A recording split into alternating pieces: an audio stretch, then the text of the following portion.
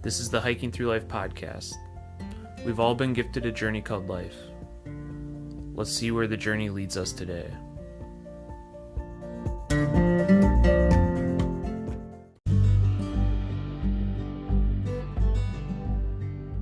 Welcome to the Hiking Through Life podcast, where we talk with people who in some way, shape, or form have been influenced by the outdoors. I'm Andy, the producer of this podcast, and my lovely wife Sarah will be your host. Together, we make up Hiking Through Life. This podcast is all about bringing all kinds of people who are inspired by the outdoors and sharing their stories. We hope that by sharing people's stories, it inspires others to get out and live a more meaningful life. Tune in every week for new episodes, or better yet, subscribe to the Hiking Through Life podcast on your favorite podcast provider. If you enjoy this podcast, please share it with others. Also, if you have a story to share or know of anyone who might be interested in being a guest on this podcast, head on over to hikingthroughlife.net/podcast and get in touch with us. If you'd like to support Hiking Through Life, you can go to hikingthroughlife.net/shop. We have t-shirts, water bottles, and we recently added stickers to the shop. Use the code podcast at checkout and receive 10% off your first order. There are other ways you can support this podcast as well. You can check those out at hikingthroughlife.net/support. Also, be sure to sign up for our email list. You can do that by heading over to hikingthroughlife.net. Enter your email address and click subscribe. There's no commitment. You can unsubscribe at any time. As part of our email list, you'll receive our monthly newsletter. We'll also be sending out any promotional codes for Hiking Through Life gear. It's an excellent way to follow Hiking Through Life's journey. Now sit back and enjoy this week's episode. So welcome to the Hiking Through Life podcast. Today we are joined again by the Ellis family, who we interviewed before their Superior Hiking Trail thru-hike that they did in July. And now this is a post conversation with them to talk about what went right, what surprises came along, and maybe some trail magic they had. So we're really excited to have them back on, Mom, Dad, and Jenny. Welcome back, guys. Thanks. So tell us, was the trail what you expected? Yeah, he said it's like a miniature Appalachian trail. So did you find it as challenging as you thought it was going to be? Some certain parts? Yeah. I mean, there wasn't anything like super sketchy, but some parts had tons of roots, just like the Appalachian Trail. And there was one part you had to throw your bag down. It had that 10-meter stretch that I think you mentioned. Mm-hmm. That was the sketchiest part. And that was right after Mom hurt her rib the same day, so that was great. Yeah, her injuries. Let's hear about those. Didn't she bruise her eye? So the second day of the trip, when we were 10 miles into the whole trip, we just started the second morning. I let her go in the front. I don't know why I did that. I let her go in the front for 2 seconds because I'm oh, it's really smooth and nice. And there was one rut, or not a rut, it was a little log sticking out, but it was dark, kind of. And she tripped and went flat down. And she was just laying there on the side of the trail Jesus, I'm sorry. I don't know. I thought she was dying. She was laying there I don't know. I know she landed right on her trekking pole, right on her rib. Oh. And so she bruised her rib, but for a while there, I thought she was dying. I don't know. It was really scary. So she had a really hard time kind of breathing, right? That day. And that was the day. That was probably the worst day of the whole trip because it was burning hot. So we had looked up the weather for Grand Marais and we thought oh, it's going to be in the 60s and 70s. And it was in the 90s when you got dropped off inland. So it was burning hot. Every overlook, you wanted to get out as soon as you could because there's no trees. And so that day she was hurt. Then we had that part where you throw your packs down. And right after that, she put her pack on, then she slid and almost started sliding. So I went to save her and smashed my shin on a rock and got 2 huge goose eggs on my shin. And then that night I had told my dad, I'm we should get water here. And he's oh, the water doesn't look very good. And I'm I just have a feeling there's no water where we're going. Because it said there was water 3/10 before. and there was no water, and we had less than 2 water bottles left for all of us. And whenever we don't have enough water, my mom says we can't eat dinner. So, and it was burning hot, and she had bruised her rib, and there's mosquitoes everywhere. And I ate 2 tortillas because I'm like, I'm gonna die if I don't eat something. And then it turned out the next morning there was water a 10th of a mile to the south. But you didn't find out until the next day. Because it said there wasn't supposed to be any for like 1.8 or 2 miles after Hazel campsite. Okay. And then there was this muddy little almost nothing the next morning. We're like, seriously? And it ended up being like the best tasting water of the whole trip. And it looked like mud, but it came out so clear. It was really weird. Yeah, that I skipped that Hazel campsite and just went on to the state park that's a few miles south of there. Yeah. Just because I knew there wasn't the water source right there. And yeah, looking at the book, it said it was like a mile or 2 miles past. So we'd already gotten 11.9 and Mom had already gotten hurt. So he was not going to go farther. It was a rough day for me too, because that second day I ended up doing 18 miles because I went from the Woodland Caribou site all the way to the state park. Wow. And it was, yeah, my legs were feeling it that day. So was that the most challenging part for Mom, or was there any other super challenging days for her? Oh, well, so that was her first injury. And that day we even noticed there was a bruise on her temple later. She always hits her head. And then it was the day we started from East Caribou campsite. And it was like having a great day. And our friend Roman had came all the way from Maryland to hike with us for 5 days. So he was hiking with us. And then this guy Braveheart, who was friends with Roman, drove up from the cities, the Twin Cities that day just to hike with us for 1 day. So they're hiking with us. Mom's like, oh, go ahead with Braveheart. But I'm like, I probably shouldn't, because I would like point out any bad thing to her before she hits it. And I'm like, okay. So I'm hiking ahead with him, and I'm telling a story from the Appalachian Trail when my parents thought I was missing and started blowing their whistle, and I hear whistle blowing everywhere. And I'm like, and as soon as I'm telling that story, I hear a whistle start blowing, and I'm like, oh my gosh. And there's this whistle keeps blowing. Then I hear Roman be like, Jenny, get back here now. And I'm like, oh my gosh, someone's dead. So I just like unbuckled my pack because I was going to leave it. But I'm like, no, I got to keep my pack. And it's like on Horseshoe Ridge, so it's not that great of footing. So I'm like sprinting back, and I get back, and Mom's there, like blood pouring out of her nose. She had the huge cut under her eye, like maybe 1.5 inch or 2 inch laceration, and blood pouring out of her nose, and she couldn't really see. Yeah, her eyes weren't focusing, and so she had fallen all by herself because my dad was back with Roman talking, so she was completely alone, and she was just like, Jesus, save me, I can't see. And yeah, we get there, and she couldn't focus her eyes, and we're like, okay, let's just make it to George Crosby Manitou State Park, which was like 2-3 miles, and somebody can get a ride back to one of their cars and then take you to the hospital. For a long time, I was walking right in front of Mom with my hand in front of her chest, and my dad's like holding her pack so she can't fall again. And that was like a really sketchy area to begin with. I think that area is probably one of the more difficult parts of the trail. Yes, I thought it, yes. And so the guy that came for 1 day. Yeah, he said that we had to get her to the doctor in 6 hours to get it stitched because it needed stitches. But we didn't make it to the car till 7 hours later. Well, okay, so we were going to stop at the state park, right? And then Mom's like, no, let's keep going. And I was like, Mom, you're injured. And she would like have to shut one of her eyes. She could only look out of one of her eyes at a time for a while because she didn't have focus. And so then we go all the way to where his car is, but her eyes were getting better, but her face looked horrible. And I was like, we need to go to the hospital. Mom's like, no, let's just go to our campsite. So we ended up walking almost 13 miles that day. We did almost 9 more miles after she hurt herself.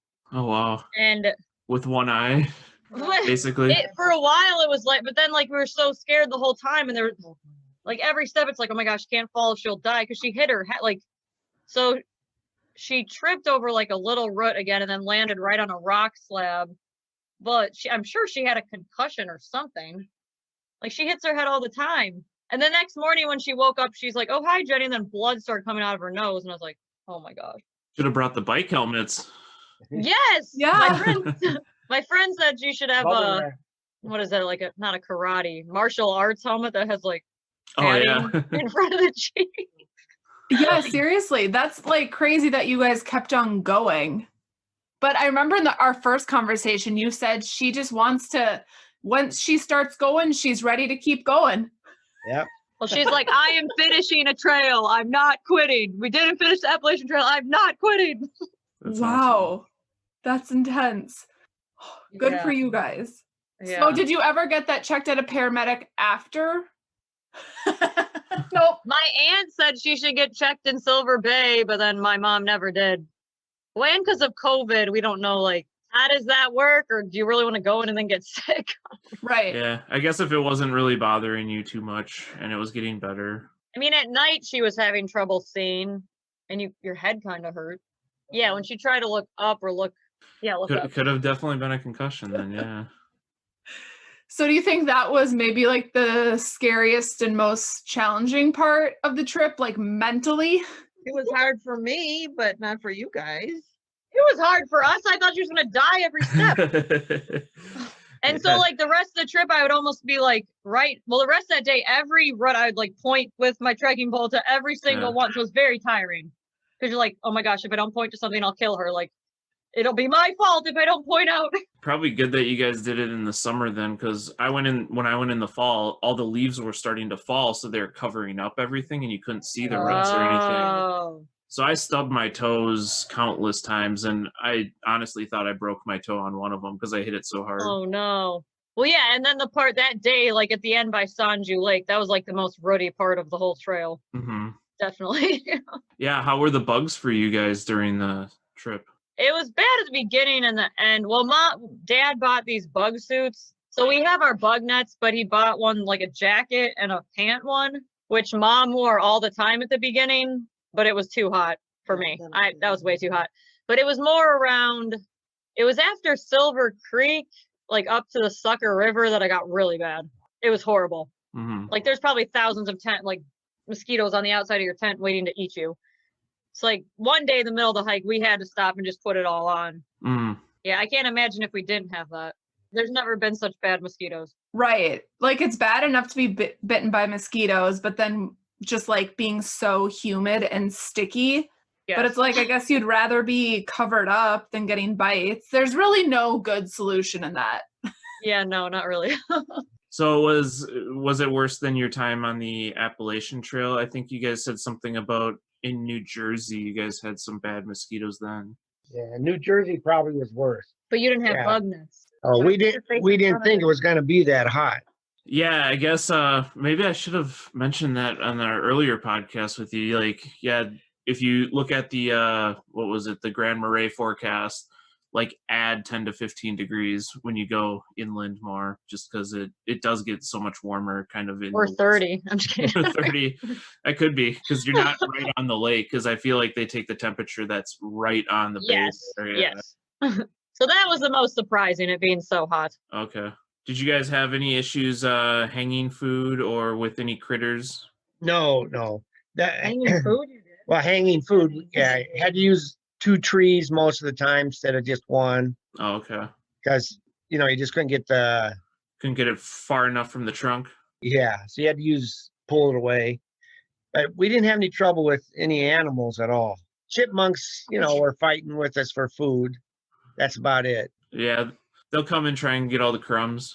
Yeah, we had one sad scene. We were on, can't remember where the river was, but one of the little fawns got stuck in the river.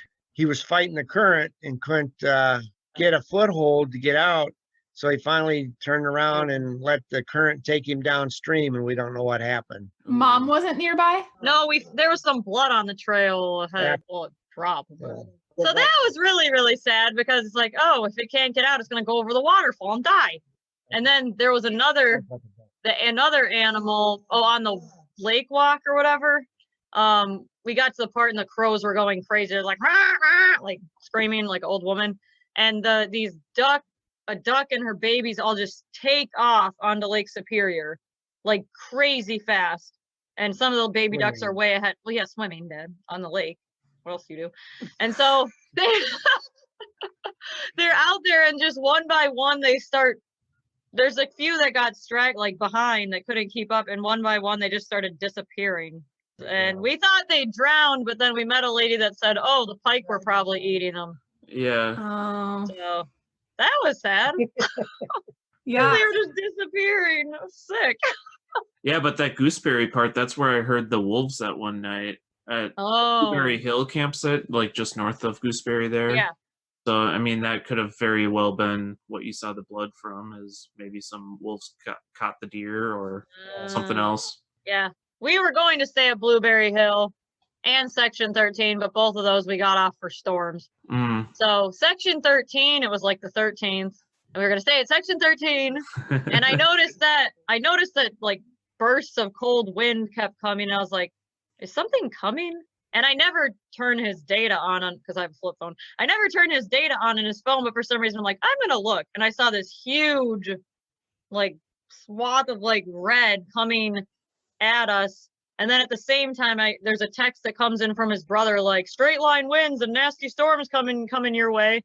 And they had just got the tent up because I was checking the weather, and my dad's like, we're staying here. I'm like, no, we're not. We have to get off this now. Like, we're way up here. We're not going to be here in straight line winds with birch trees and whatever. And so he wouldn't listen. He's like, no. And then finally he listened. But then I noticed it was like 1.4 to a road.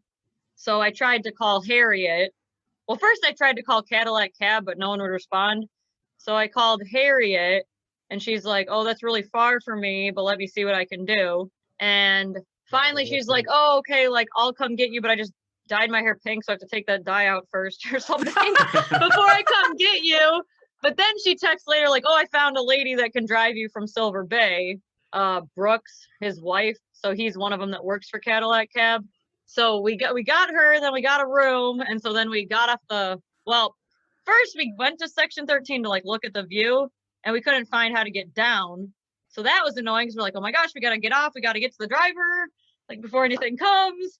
And I like went back running to the campsite, and I couldn't find where the path is because it was like you're up there to just kind of one off. Somehow, finally we found it though. Yeah, that was amazing that we were that close to a road. And then Blueberry Hill, we were going to stay there, and the same thing. Like, I knew there were supposed to be bad storms.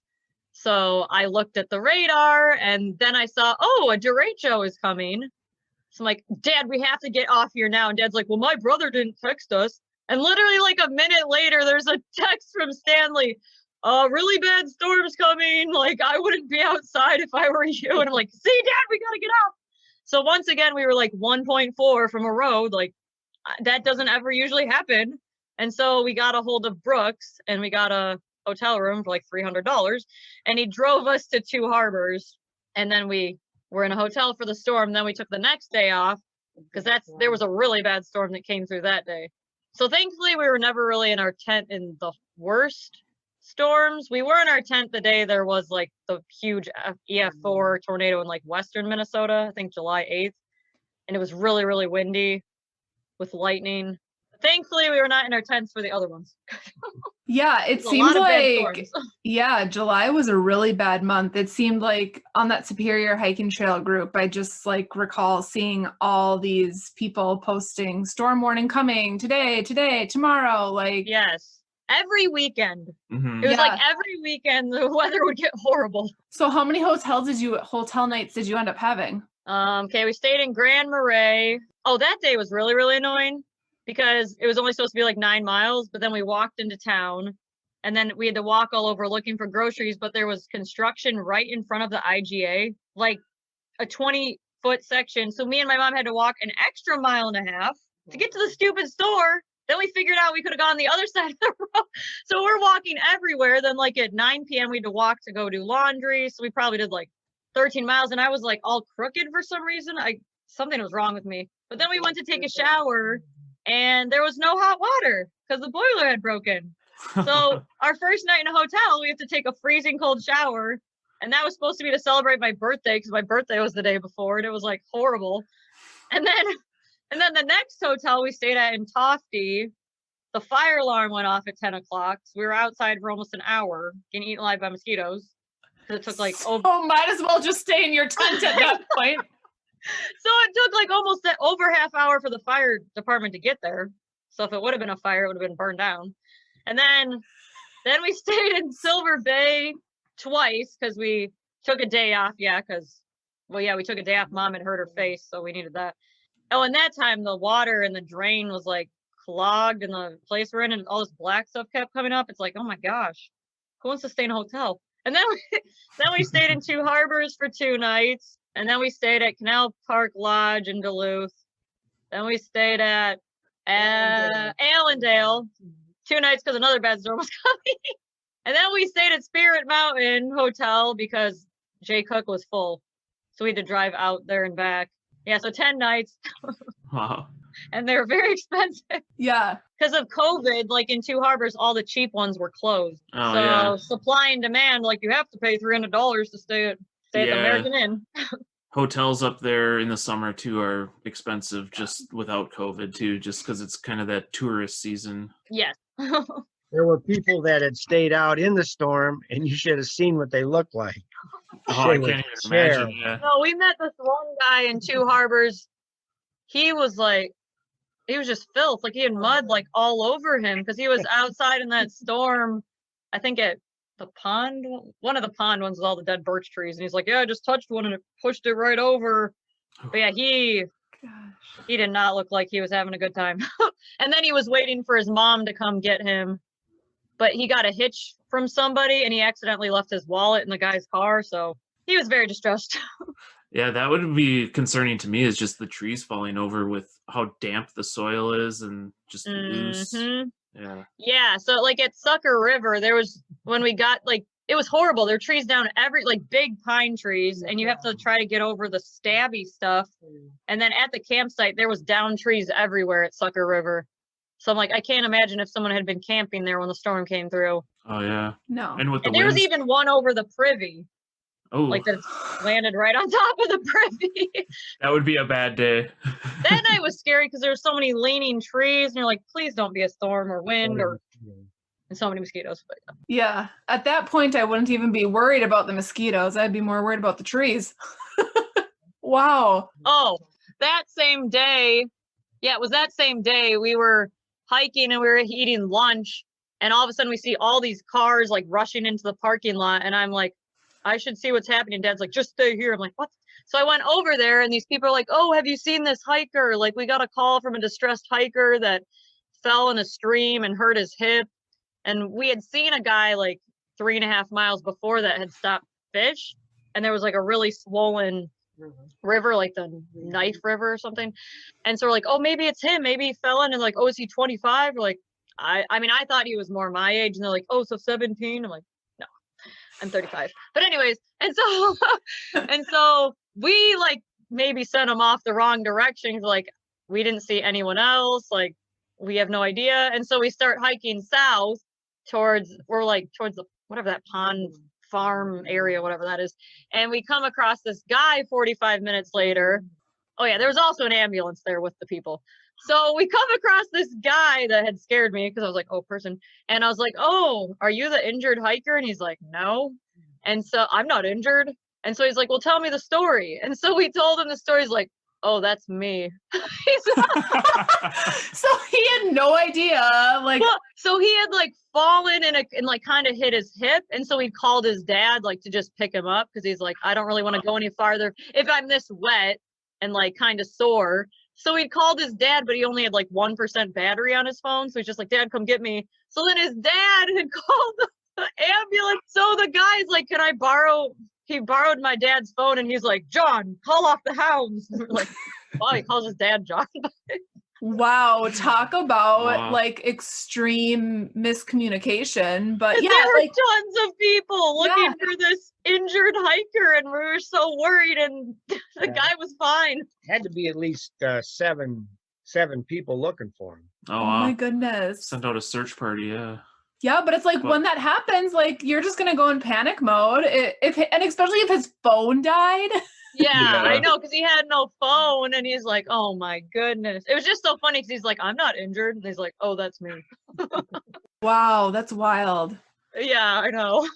So did you guys have any major trail magic when you were out there? Our friend Roman, who came from Maryland, had a lot of snacks in his car. So when we got to where his car was, he would share a lot of stuff with us. So Like cold Gatorade or leftover pizza. Like I was so hungry the first week. So that really helped having him give us some extra food. And oh, he also let us like slightly slack pack some of the days because he had his car parked so we could like leave some stuff in there for part of the day, which that was really nice, especially for mom. I mean, for everybody. Yeah, totally. So Yeah. hiker hunger was there for like the first week, and then do you feel like your body is kind of adjusted? I mean, Dad, tell him. oh, I haven't started gaining my weight. I probably gained 10 pounds back, but I got giardia at the end. Oh, No. Oh, that's nasty. yeah. Felt like somebody punched me in the gut. Just felt like it just felt sick all the time, like somebody just pushing on your stomach. And you guys were filtering water? Yeah. Yeah, we always filtered it, but maybe he tried to clean the filter with a knife, so I don't know if it left it too porous or something. Because I kind of feel like I might have giardia, but I didn't want to spend the money to get tested. Only because I feel nauseous all the time, but I don't know. Because when we went to our relative's house, when we first got off the trail, well, we had a big meal that night, and he had 3 huge plates of like meat and vegetables and all this stuff. He was like a bottomless pit. He just kept eating and eating, but then he wouldn't gain weight, so we knew something was wrong. So you think you got it like towards the end of the trail somewhere? When we came home, my wife had carrots that she'd left in the refrigerator, and I ate these carrots were terrible. And so they could have had giardia on them. No, Mom cleaned them. Blame it on the carrots, not Yeah. on the trail. And because of that, I didn't have to eat vegetables for about 3 weeks. Oh, that's nice. Excuse Go to get figure. out of it. Awesome. Did you guys encounter any issues with boardwalks on the trail? I mean, there were a lot of very bouncy ones. If you saw my one bouncy trouncy parody, Slanted but one. Yeah. the sawmill one though, everyone was talking like it was so horrible. And we met this guy that said, "Oh, I stepped on a board and then I had to throw it off the trail. So there's a section 8 feet without anything." So I was freaked out it was gonna be horrible, and then it wasn't even that bad. Yeah. On my hike too, I didn't recall anything that was terrible. I mean, yeah, it's slanted or a little crooked, but When I was more worried because of Mom, like sure. Well, there's one don't want her there. to fall anymore. What? Oh, I mean, there was the out bridges. Right. So like Split Rock River, did you guys cross that? Yes, we did, which the crossing wasn't bad, but then to get up to the trail was freaky. Because if you cross where it's actually out, then you're like holding on trees, but you're like hanging basically right over the edge. And then I kept telling my dad, "Be careful," and then he got mad because he's like, "Oh, I'm a man." But but that part was scary, especially with the backpack, because I felt like you're gonna get pulled off. Before the Crow Creek encampment, those two, that's after it had rained like severe storms for 3 days in a row. And that was the day we were carrying 6 days of food because we went from like Blueberry Hill Road all the way to Duluth with our food from that. So we had 6 days of food, and that was the day we ended up going 19.7 miles. But we did the road walk instead of the 2 crossings, the detour. We did the detour. We went to look at it, we're gonna go through it, but it was so murky, and there's like so many rocks under there, and with her already getting hurt, it's like, yeah, probably let's not. And then we thought the encampment would be worse, so we're like, let's not risk it. So we did the road walk, which was, ouch, that hurts way more walking on a road. But I think it allowed us to get the miles done faster, or else it probably would have been dark. So we thought we skipped all this stuff, but then right before Silver Creek, there was another bridge out that they didn't talk about, like over a stream, but it was rushing, but they both put their Crocs on, and my dad helped Mom across and made sure we got across. Yeah, I recall, well, it was a little drier when I went towards the encampment and stuff, and I mean, there were rocks I could just walk across. Yeah. It wasn't very high. But yeah, I've seen on that Superior Hiking Trail Facebook group 2 people posting pics of the encampment when it's gushing after rainfall. And Yeah. it's probably smart that you guys went on the road walk. But we met a guy in the road walk that's like, oh, it was only ankle deep this morning, but how fast is it going? Like, how do you know you're actually on the part that's ankle deep? Well, and there's a Yeah. lot of creeks and other things that flow into it before it Yes. gets to Lake Superior there. Well, and on the Appalachian Trail, we did we did cross dangerous streams, and we didn't want that experience again. It's not worth dying. No. Yeah. no. It's not, especially after she got hurt too. Like, why risk it? Right. And it actually was kind of nice doing the road because the wind was insane that day, so it kept sounding like branches were cracking. And one branch, like, it sounded like a tree was falling, so I started sprinting, but you don't know where it's coming from, and it was like a little tree, like, had fell parallel to the trail. But oh my gosh, I was so scared because you have no idea what's falling. You just hear crack, and you're like, oh my gosh. Scary. So yeah, speaking of people, did you guys run into a lot of people there? Did you find that you were sharing a lot of sites, or was it more so slow because of COVID? I mean, we met people, not that many through hikers. The first few nights that we were at a site with like 3 to 5 people for the 4th of July, that most of them were like ultra runners. So that was fun. You started on the 4th of July? Oh, we started on the 2nd of July, but like that week, I feel like there were more, like we went through Judge Magny. There were tons of, because that was the 4th of July when we went through there. The state parks were like hopping. I mean, there were people everywhere, but Yeah.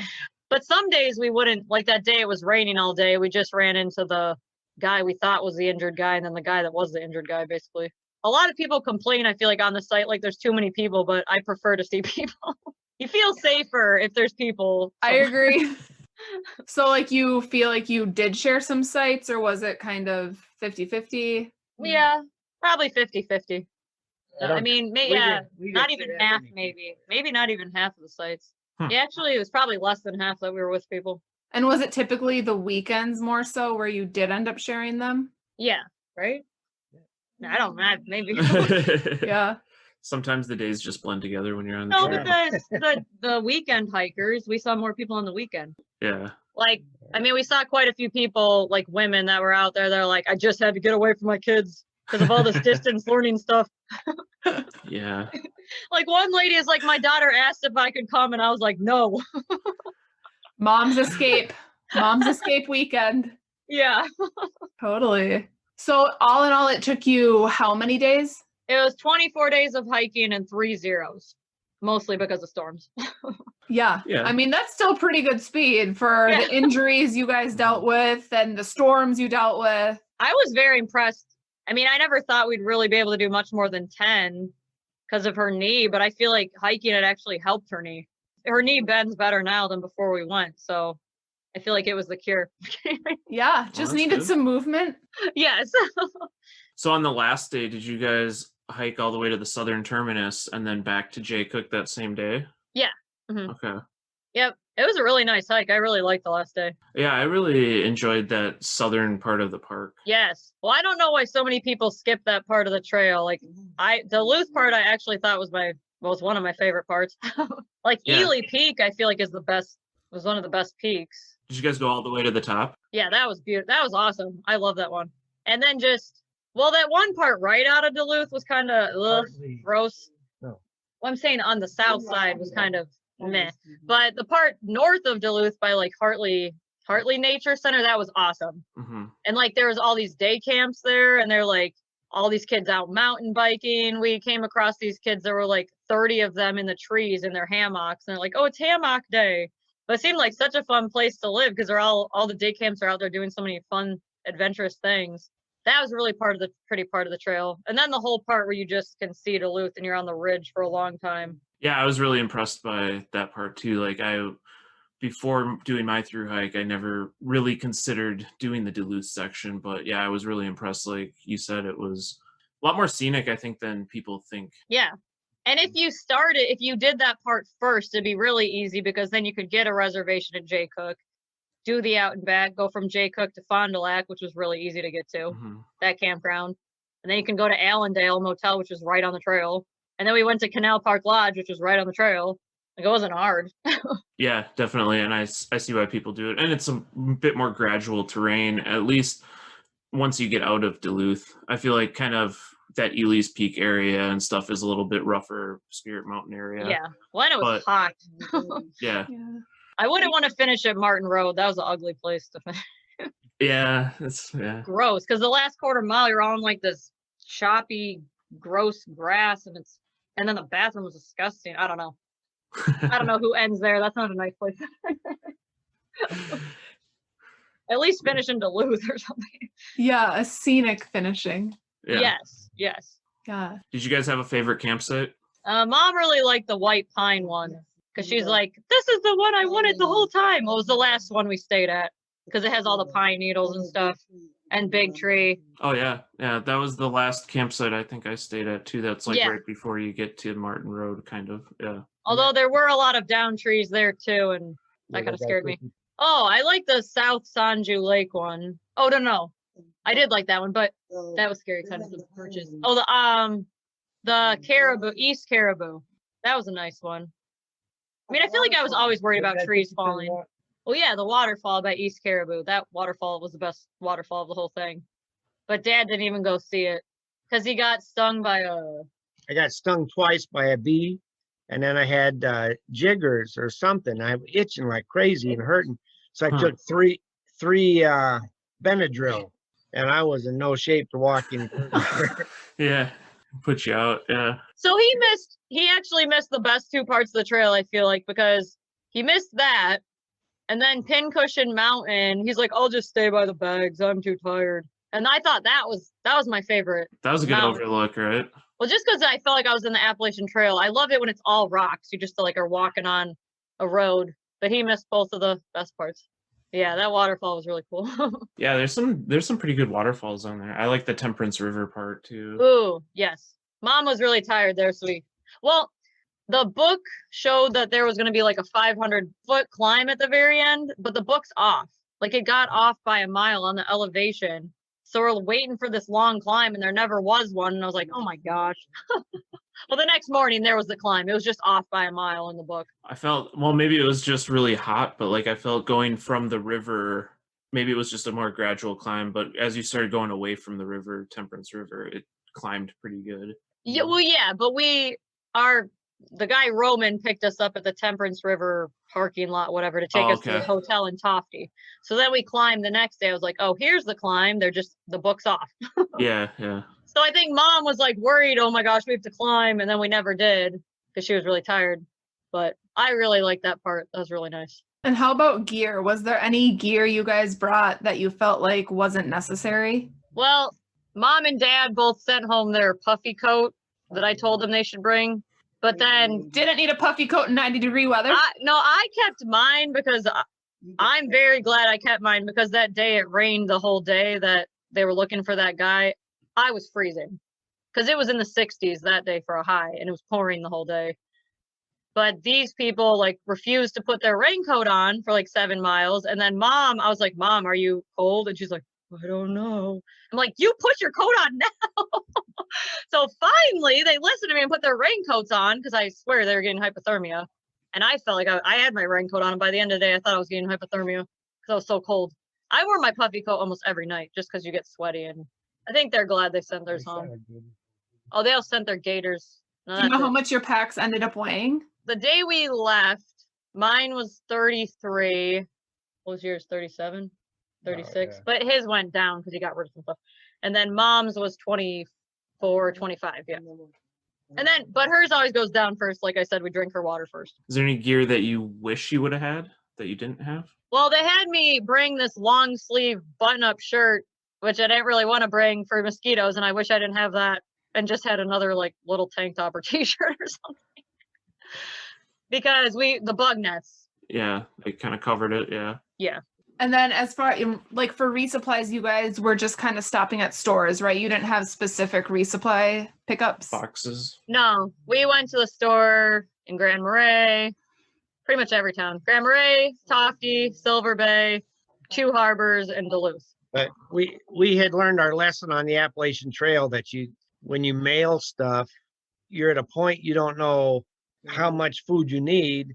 And so you got too much food or you're not enough food. And so it's easier just to go to the store and get what you need so you know how much you're going to carry. One, especially with the storms. So like we ended up staying in Silver Bay when we were going to be at Section 13. So when we got dropped back off there and we skipped Silver Bay the next time by it. And then Two Harbors, we skipped that area because we'd already been there. So everything got kind of mixed around. Mm-hmm. And like, there's some really nice stores. Well, the one in Two Harbors, you have a Super One Foods. And then in Duluth, you have a Super One Foods. So you can get anything there. And all the other, like, people were saying it's not as good for resupply, but I thought all of the stores we were at were decent. I mean, expensive, but you could find what you need. Yeah, and Silver Bay had a grocery store, and Yep. Grand Marais as well. So Yep. yeah, there's plenty of options. And Tofty had one. Mm-hmm. So are you guys already planning your next through hike? I don't know. They want to finish the Appalachian Trail, but I don't really want them to do Oh. So maybe you guys should retire from backpacking and start canoeing and go to the Boundary Waters. Well, the other day where were we? Oh, we were walking at a park by my sister's house, and Mom out of the blue was like, you know what? I think I actually like backpacking. I was like, wow. Because she's like, I miss it. Let's go back. If it wouldn't have been for the storms and worrying about trees, everything else about it was totally good. I just hate trees, and the birch trees and the pine trees just are worrisome because they fall over so easily. Yeah, for sure. It's always the weather conditions. It's just those things that are kind of out of your control. Yeah. And like rain all day is fine. Like I don't mind that, but I don't want a scary storm. Exactly. But if I could compare the two trails, on the Appalachian Trail, you walk all day to get one view. Whereas on the SHT, you walk all day and you'll see 5 or 6 good views. That's the comparison I would make. Other than that, it's like the Appalachian Trail. It changes, the scenery kind of changes all the time. The view constantly changes. Whereas on the Appalachian Trail, you might have a green tunnel for 2 or 3 days in a row before you see out of the green tunnel, Mm-hmm. Unless you're in the White Mountains area, then obviously you've like constant views, but yeah. That's one interesting thing about the Superior Hiking Trail is you can in one day see a couple waterfalls. You can have this overlook that looks over Lake Superior. You can be in the deep woods. You can be kind of out in some grassier areers, and all in one day. Yeah, some of it was very, very overgrown. Probably more in the north too, right? Yeah, and that, well, no, there was another part after Fault Line Creek that was really overgrown. Okay. The day on the way to Blueberry Hill, right? That morning was really bad. Mm-hmm. I mean, I found one on me, at Hazel campsite, the only the sucky day, but yeah, that's the only one I saw the whole time. Yeah, we haven't really ever had any issues, but like we said in our previous episode that we normally wear the long pants and stuff. Oh, okay. If it's bearskin, yeah. But I guess, I never really had any issues on my hike either. Bearskin. We hike with real bearskin on us, bearskin jackets. It gets a little warm. Oh, that's funny. We did meet a guy, though, that was hiking the whole trail, and he was going to go into the Air Force, and he had an 80-pound backpack. Because crazy. He said his friend asked him to hike, and he didn't know you could resupply. Oh, so he's carrying everything? Yeah. And he had like heavier food, I think, too. And he said they were doing like 25 miles a day. I was like, oh my gosh. With an 80-pound pack. Well, he'll be well trained. Holy moly. 25 miles a day with that. So did you guys see any wildlife? I know you said you didn't have any issues with food and wildlife, but did you see any wildlife on the trail? Toads. I feel like mostly toads and those little squirrels they have up there. Yeah. And garter snakes. Nothing big, though. We did find some footprints that might have been a bear. I mean, saw a ton of bear scat and moose poop and all of that. One of the days we met 2 different girls that said they saw a bear right before they got to us. But we never see anything because there's 3 of us and we're loud, I feel like. Yeah. You're too busy singing. Yes, that keeps the animals away. So yes, I started watching some of your videos of it. I love that, like, your mom in the videos is just so funny. Your guys' energy and enthusiasm difference is just so great. I love it. Well, I was like, dance. I thought she was going to dance around and she's like, did you see the root Roots one. No, I didn't see that one yet. Oh, that's my favorite one. What number was that one? The second one. Like to Footloose, except roots. And well, someone even commented on there when I posted on the hiking page that I've been singing this the past 2 days and my hiking partner's gonna kill me. I can't stop singing it. They're catchy. It's great. Well, it's just so fun. I don't know. I love making up songs. Even if there's nothing cool to look at least you can keep your mind busy. Yeah, it occupies the mind. And then you can give mom something to sing. Exactly. So is there any recommendations you would give someone who's going to go set out to through hike the Superior Hiking Trail? I'd say the way we did it, north to south, I would do that. I mean, it was easy logistically because we got dropped all the way at the top. Although the guy drove really fast on the gravel roads, like 55 miles an hour. That was scary. But yeah, it was really nice. Well, actually, when we got back to our car, Mom cried when she saw our car. It's over. She's like, I never thought we'd know. Because she never thought we'd make it back, especially after her face. Well, and just because she knew she'd even though we'd one day left, she knew she finally finished something she started. Even though she probably shouldn't. Because the thing is, we were worried about her knee, and we never even thought about her knee. Then we're worried about her rib, then we're worried about her face, and so that took her mind off her knee, I guess. It's always there's something. a positive there. Yeah. Also, we skipped that one overlook right before Carlton Peak because we saw another overlook. We're we're gonna go to Carlton Peak. Don't skip the one right before Carlton Peak because everyone told us that was the best one. Yeah, is that Tofty Overlook? Tofty Overlook? Yeah, Tofty Overlook. But we saw it went kind of downhill. We're like, meh, we'll do the Carlton Peak one. We don't need to do every detour. So I kind of wish we'd gone down that since someone said that was the best after we passed it. You're still gonna have to go back. Well, and there's a lot of other peaks and stuff that'd be fun to actually go up. Yeah, well, you know how it ends with when you get to the end of the southern terminus, you see Welcome to Wisconsin and stuff. There's other trails. You can keep walking if you want too.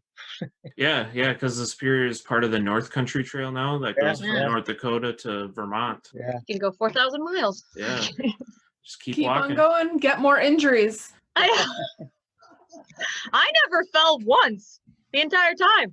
That's good. Well, someone has to be stable and take care of your mom. I mean, Dad fell down once and just laid there like he was dead, but I think he just wanted attention. It's better than I did. I fell 3 times on my hike. But all of them were just slipping on boardwalks though, because my boots were all muddy. The boardwalks were slippery. Yeah. The ones in Gooseberry were really slippery after it rained, of course. Yeah. Every time it was after it rained, my shoes were muddy and just slipped right out under me. Yeah. It all has to do, I feel with how fast you're going. Because when I walk my normal speed, then I would have fallen down, probably. And you guys were using hiking poles, right? Oh, yes. But she still falls and hits her head every time, so I don't know what to do. She's like, it's too fat. But, I feel like anytime we fall, you, turn or you put your hands out. But she just pencil straight down. She's got to learn how to fall with style. Be classy when you fall. Come on. Yes. Be like Buzz Lightyear. Control your falls. The backpack helps your momentum going down. Yeah. You just got to spin a little bit so you land on it. Yeah. Practice for the next trail. Yeah. Oh, probably. Well, I really like the lake walk, but Mom didn't like that at all. It's kind of hard just because rocky. It's hard to kind of keep momentum going because it's so soft and. Well, that day we were there on my birthday, but that water was so cold. I could barely put my toes in. It was so cold. But we put our feet in that water. Then we put our feet in the Cadence River that same day. And my feet were hurting horribly the last few months. They've never hurt that bad in my life. I don't know what was wrong. It's the whole foot was a blister. But I don't know if it had to do with the walking on that loose rocks did something to your feet. So then I think it does a little bit, but I don't know. Did you guys have any issues along the lake walk? Because when I did it, the tide was up pretty high. So I couldn't get past one area. So I had to just kind of wait for the wave to go out, run across real quick. No, it was really, It was Okay. easy to go. It was low tide. Yeah, it was easy to get across. Yeah, I'm trying to think what else on any recommendations. I would well my like my book, I like put phone numbers for like everything, and I put like little numbers for each of the towns, and on the map I put the little numbers of where everything was. So then it was kind of like the Appalachian Trail guidebook, but took a lot of time to do that to begin with, so that it was really easy to go to town and know where you're going, and I had all the phone numbers for everything. Yeah, So I that's super recommend doing helpful. that, because that made it really easy. It was other than the storms, like everything was super smooth, and you have the shuttle drivers are super easy to use, because you have Harriet, you have the Spirit Hiking Shuttle, you have Cadillac Cab, which they drove us 3 times, Brooks. Oh, and funny story, the guy Brooks that picked us up.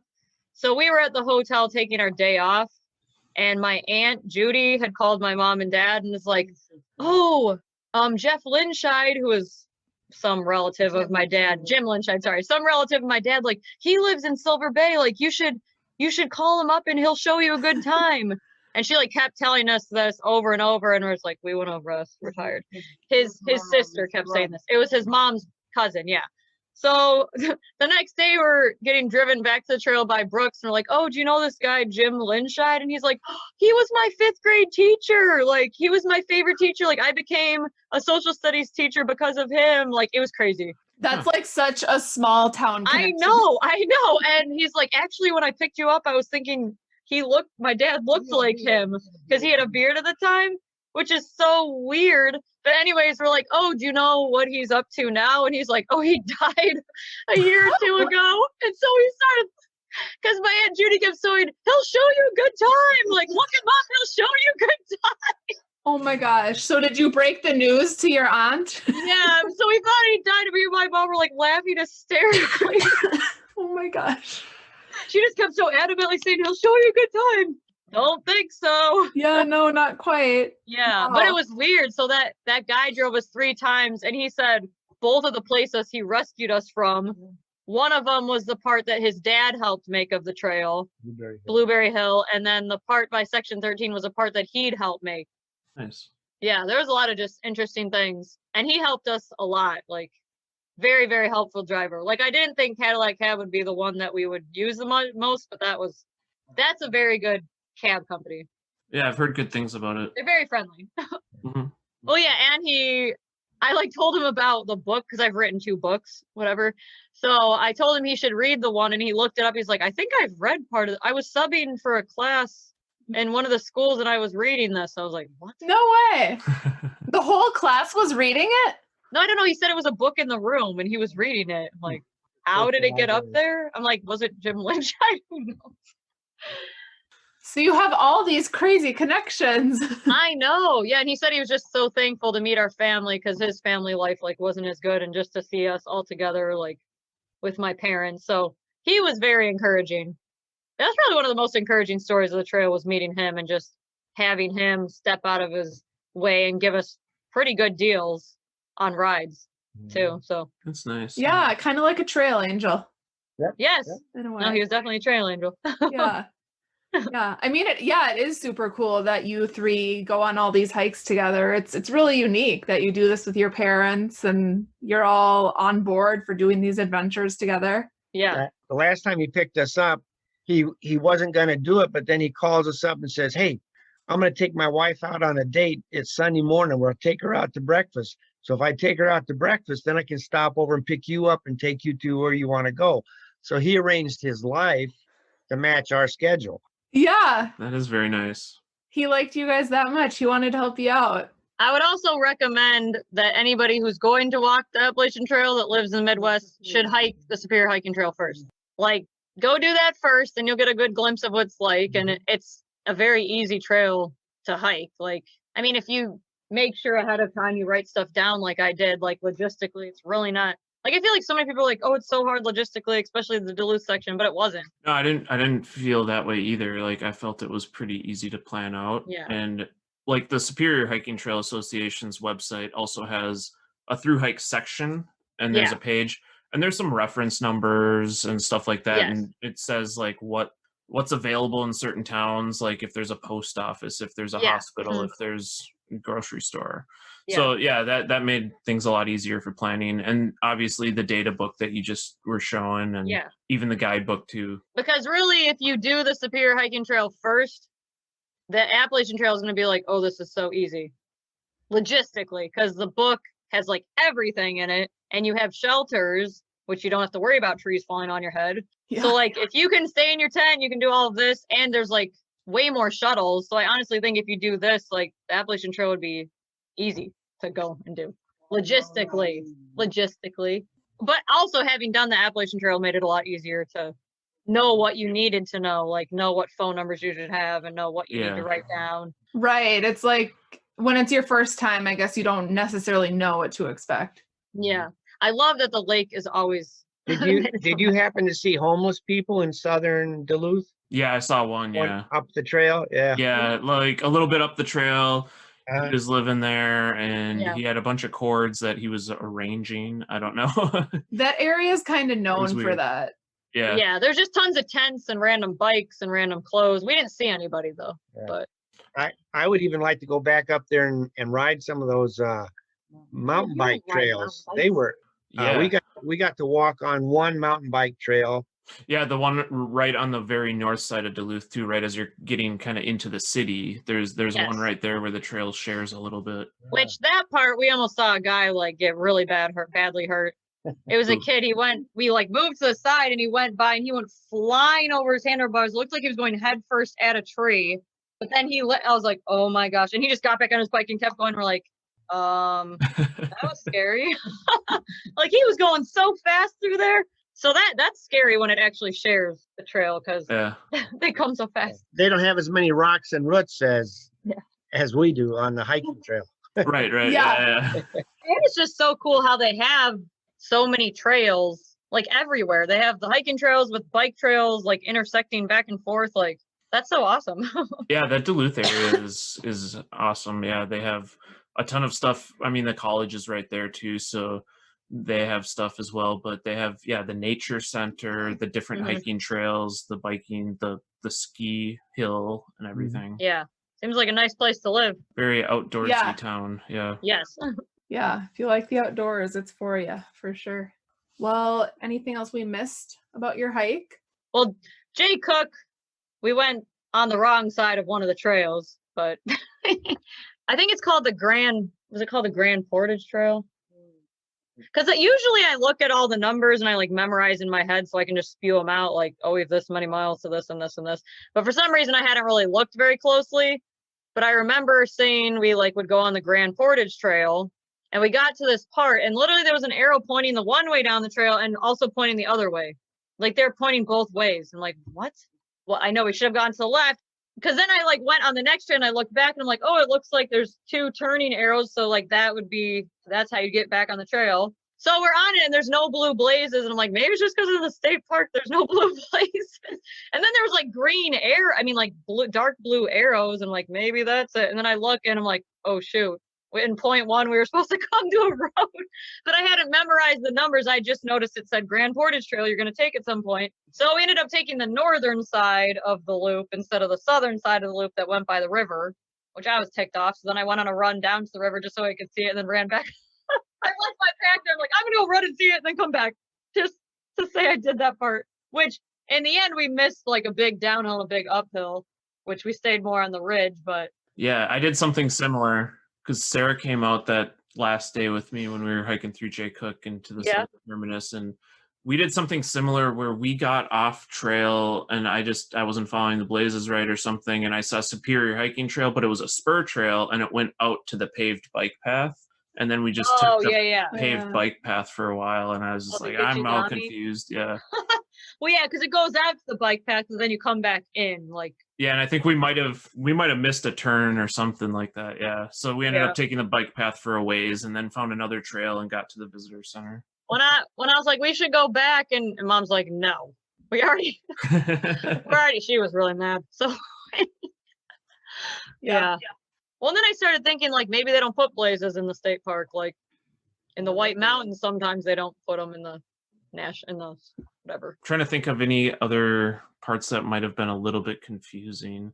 Sometimes in some of those areas where it's just kind of like a rock, when you're kind of up on those overlooks and there's no which way to go. trees, no blazes. I mean, every so often you might find one painted on a rock or something, but Or you just like kind of look around. What? There was also the part going into Duluth where you're walking along the creek. yeah. Well, it's not a river. I think it was a stream or a creek or something. Mhm. But there was an arrow pointing to cross the little bridge across the creek. And so we crossed, but then, so like there was a trail on both sides of the creek Yep. or stream or whatever. So we kept going. There were no blue blazes. I'm like, well, I know we're going the right direction and we're going to hit Duluth somehow. And there was no blue blazes. And then it turned out we were on the wrong side of the river. But someone had put a random arrow pointing across the stupid little bridge. So we were like so confused. We're like, does anyone see a blue blaze? Yeah. Yeah. And then people said they steal the signs. So that's what we thought maybe People happened. flip them too. Yes. I noticed that up by like the college, like people would turn it. So instead of going straight, you'd be going right. And I would be like, no, I see a path down there. Yeah. But that way I'm like, it doesn't really matter which side we're on. I know we're going the right way because it goes by the creek. But yeah, there are just some more parts around there that I don't know why. Well, like even in Jay Cook where we went, there was an arrow pointing both ways. So I don't know if someone's trying to be funny. It was kind of faded though too, so I don't know if they just like didn't get rid of an old one. And That could have been too. Maybe they rerouted it. yeah, because there was arrows for both. That can be confusing. But yeah, Yeah. overall though, the trail's well marked, I thought. Yeah, I know a lot more people say they get lost a lot of times, but I thought it was, if you're actually paying attention, it's not that bad. Definitely. Awesome. Yeah. Well, it was great to hear from you guys again. Yeah, thanks for talking to us. Yeah, glad everything went well. Yeah, that was fun.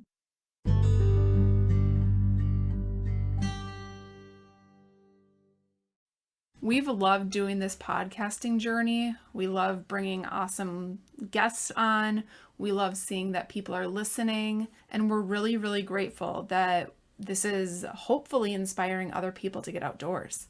Yeah, and as part of our mission at Hiking Through Life, we really want to help support others in continuing their journey or starting their journey into the outdoors. So as part of that, we have plans for future episodes to address some listener feedback. So if you have questions about backpacking, hiking, adventuring outdoors, let us know. Email hikingthroughlife@gmail.com and submit us your question or topic, and we'll possibly address it in a future episode.